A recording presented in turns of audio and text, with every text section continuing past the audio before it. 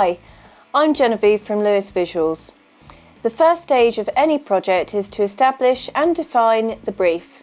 It's not just what you want to do, it's also what you'll be allowed to do, bearing in mind the many restraints and constrictions on property modification these days. So to begin with, I'd like you to give me an hour of your time at a free meeting to outline roughly what you would like. It's a free consultation, and to make the most of it, you need to do 3 things first. 1. Fill in the project inquiry questionnaire. We'll send this to you. 2. Send me a couple of photos of the front and rear of your property.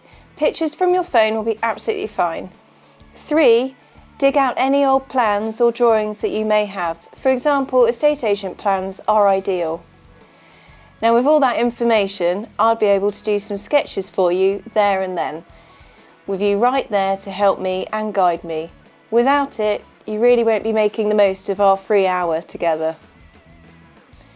So having said that, let me run through some of the gritty details for you. I'll be considering how your spaces are best positioned for approach, light, orientation and circulation. For instance, if the sun rises in the east, so where will you be in the house in the morning?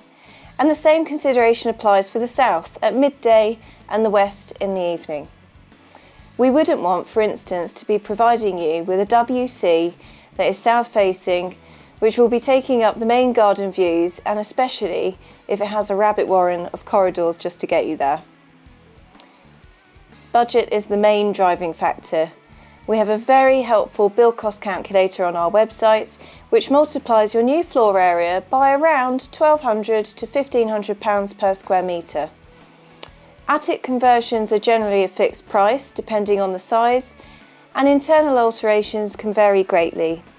We will be able to gauge if your budget and brief are realistic, and if they're not, then we may have to establish if there's any room for movement or compromise in either.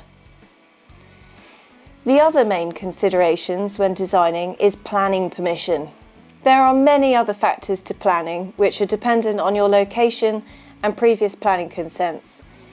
These may limit your percentage increase of your original dwelling as it stood before 1948, or you may even have had your permitted development rights revoked. Also, do check your deeds to see if you have any covenants that may restrict you. But do not fear though, as in most cases, we can usually overcome any obstacles you may have and tailor your brief to suit. In 2012, the government introduced the NPPF. This is the National Planning Policy Framework. This is an easy to read, 48-page document which leans towards the presumption in favour of sustainable development and encouraging the economy. Wherever necessary, we would reference this document. Finally, we come to your permitted development rights. In many cases, there are parts of your home that you can extend, convert, construct without planning permission. Again, the extent of your allowances are limited to your location, what is classed as original, that's pre-1948, and whether you're attached or detached. Our website link to the planning portal has a very handy mini guide to permitted development. This includes single-storey, 2-storey, attic conversions, porches and outbuildings. So, at the end of our meeting, I should be able to give you a refined design brief, some sketches, and a budget for other consultants' fees and our fees. This is Genevieve from Lewis Visuals. I hope you join us for Stage 2, the As Existing survey.